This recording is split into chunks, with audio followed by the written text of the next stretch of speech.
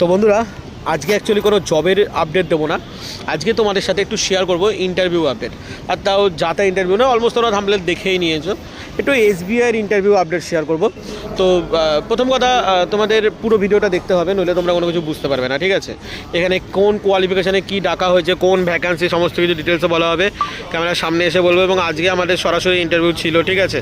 তো ওখানে গিয়ে আমরা পুরো ইন্টারভিউ দিলাম এবং কী এক্সপিরিয়েন্স হলো আমার আজকে ইন্টারভিউ দিয়ে, তার একটা ছোট্ট একটা ফিডব্যাক শেয়ার করছি। কোনো এইচআরের নাম্বার বা কোনো লোকেশন কিন্তু আমরা দিচ্ছি না ভিডিওতে। তো বন্ধুরা, ভিডিওর আগে তোমরা কিছু গ্লিমস দেখলে।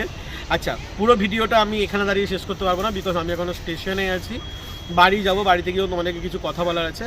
আচ্ছা, আজকে আমি যেখানে গেছিলাম সেটা অ্যাকচুয়ালি এসবিআইয়ের ইন্টারভিউ, ঠিক আছে? এসবিআইয়ের ইন্টারভিউ অ্যাকচুয়ালি আমি নিজেই দিতে গেছিলাম, কোনো ক্যান্ডিডেট নিয়ে নয়, আমি নিজেই দিতে গেছিলাম। বিকজ আমার এই কাজটা ভালো লাগে আর এই কাজটা আমি করতে চাই, সেজন্য আমি ইন্টারভিউ দিতে গেছিলাম। তো সেটারই একটা এক্সপিরিয়েন্স আমি শেয়ার করবো। পুরো জেনুইন এক্সপিরিয়েন্স থাকবে, পুরো জেনুইন ফিডব্যাক দেবো, যা মানে যেটা আমি ফেস করেছি বা যেটা আমার সাথে হয়েছিল, যেটা আমার এক্সপিরিয়েন্স আর কি। তো চালু করছি। প্রথমত বলে রাখি, এটা কোনো প্রমোট ভিডিও নয় বা কোনো প্রমোশন ভিডিও নয়, জাস্ট আমার অভিজ্ঞতা আমি শেয়ার করছি, ঠিক আছে? কাজটা করতে কিন্তু কোনোরকম কোনো টাকা পয়সা বা কেউ কোনোরকম কোনো ডোনেশন আমার কাছ থেকে চার্জ করেনি। হ্যাঁ, এটা আমি ভিডিও আনিনি, আমি তোমাদেরকে মানে তোমাদের কাছে এই ভিডিওটা আমি আনিনি, বাট এই কাজটা করতে কোনোরকম কোনো কিছু আমাকে ডোনেশন কিন্তু কাউকে কোনো দিতে হয়নি, ঠিক আছে? মানে টোটালি সম্পূর্ণ নিজের এক্সপিরিয়েন্স, নিজের যোগ্যতায় গিয়ে আমি এই কাজটা করেছি। আচ্ছা, বলে রাখি, এটা হলো একটা এক্সপিরিয়েন্স ভ্যাকান্সি ছিল। আচ্ছা, প্রথমে ভ্যাকান্সিটার নাম আমি বলি। ভ্যাকান্সিটার নাম হলো এটিএম অপারেটর বা এটিএম অপারেশন ম্যানেজার তোমরা বলতে পারো। এটা মেন ভ্যাকান্সি ছিল, বা অপারেশন অফিসার তোমরা বলতে পারো, প্রপার এটাই নাম, ঠিক আছে? এখানে অ্যাকচুয়ালি এটিএমের ওপর কাজ হয়, এটিএম সংক্রান্ত। এবার এটিএম সংক্রান্ত কী কাজ হয় সেটা তো আমি বলতে পারবো না অন ক্যামেরা বা অন ইউটিউবে, ঠিক আছে?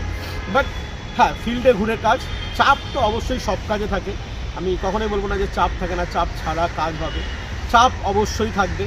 তো পুরোটা এবার বলি। আমার টোটাল মানে এখানে যে কোয়ালিফিকেশান লেগেছে, প্রথমত এক হলো গ্র্যাজুয়েশন পাস লেগেছে। তো গ্র্যাজুয়েশন পাস আমার আছে, আমার কোনো প্রবলেম নেই। এক্সপিরিয়েন্স লেগেছে, ঠিক আছে? এক্সপিরিয়েন্স আমার আছে।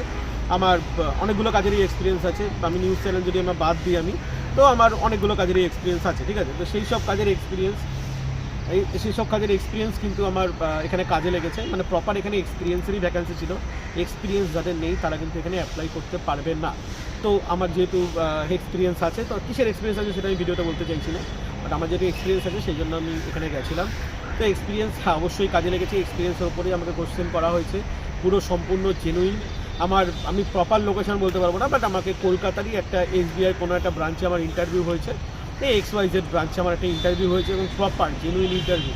যেমন সকালবেলা গেছিলাম, সকালবেলা গিয়ে যেমনভাবে ভিডিও করা, ঠিক আছে? সকালবেলা গিয়ে ভিডিও করা, মানে ভিডিও কেন বলছি, সকালে গিয়ে যাওয়া, পুরো প্রপার যেমন ইন্টারভিউ হয় তেমন ইন্টারভিউ হয়েছে। এবং তারপরে যা ফিডব্যাক স্যাররা বলেছেন যে জানিয়ে দেবে যদি আমি সিলেকশন হই। এটা হলো মেন জিনিস, ঠিক আছে? এখানে এটিএমের ওপর কাজ। তো ওই ফিল্ডে ঘুরে কাজ ছিল, ঠিক আছে? মানে ফিল্ডে ঘুরে কাজ বলতে ধরো আমি আমার লোকেশানে আছি, বা লাইক আমি একটা ব্যারাকপুর ধরো লোকেশান করলাম, ঠিক আছে?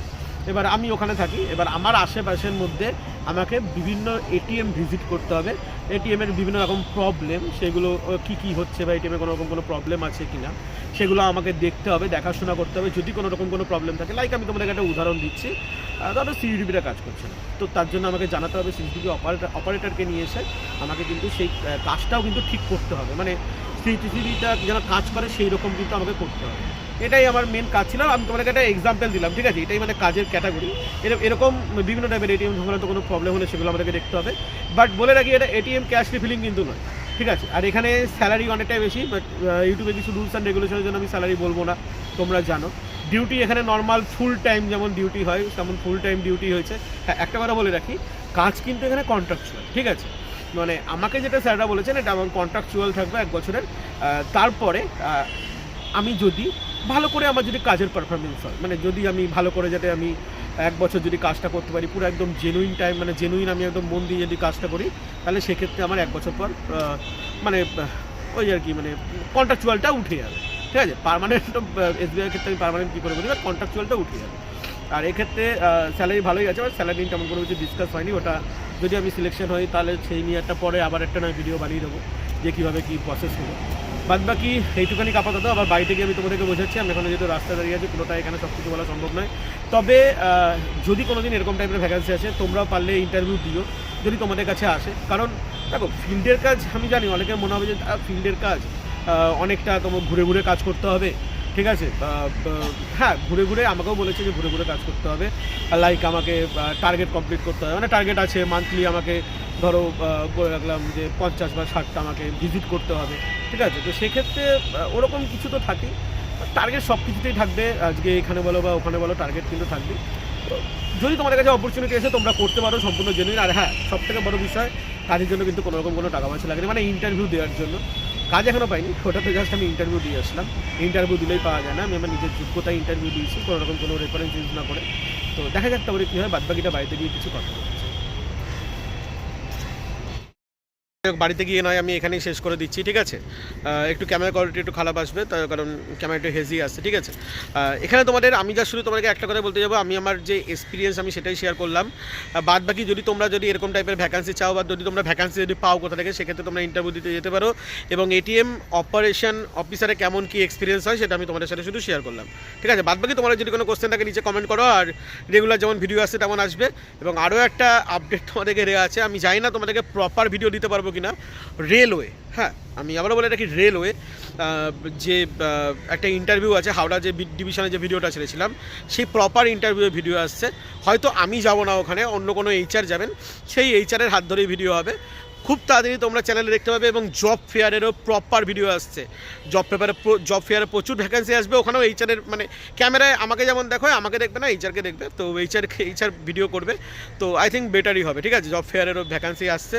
তো বাদ বাকি এই কাজটার আজকে এতখানি অবধি আপডেট ছিল। এটিএম অপারেশন অফিসারে আমি জাস্ট ইন্টারভিউ দিতে গেছিলাম, তার একটা এক্সপিরিয়েন্স শেয়ার করলাম। তোমরা অনেকেই জানতে চাও যে কী করে দিতে গেছি বা কোনো কিছু তোমরা জানতে চাইবে, আমি জানি কমেন্টে। তো সেক্ষেত্রে বলে দেবো যে যদি কোনো দিন আবার ভ্যাকেন্সি আছে সেক্ষেত্রে আমি তোমাদেরকে জানিয়ে দেবো। আর কোনো রকম কোনো ইন্টারভিউ অ্যাড্রেস আমি শেয়ার করতে পারবো না। যাই হোক, এক্সপিরিয়েন্স খুব ভালো ছিল, জাস্ট আমি তোমাদের সাথে এক্সপিরিয়েন্সটা শেয়ার করলাম। ভিডিও ভালো লাগলে অবশ্যই চ্যানেলটা সাবস্ক্রাইব করে দাও, ভিডিওটি লাইক করে দিও, কমেন্ট করে জানিও তোমাদের কেমন লাগলো, আর কোন কাজের রেফারেন্স মানে কোন কাজের আপডেট লাগবে সেটা জানিও।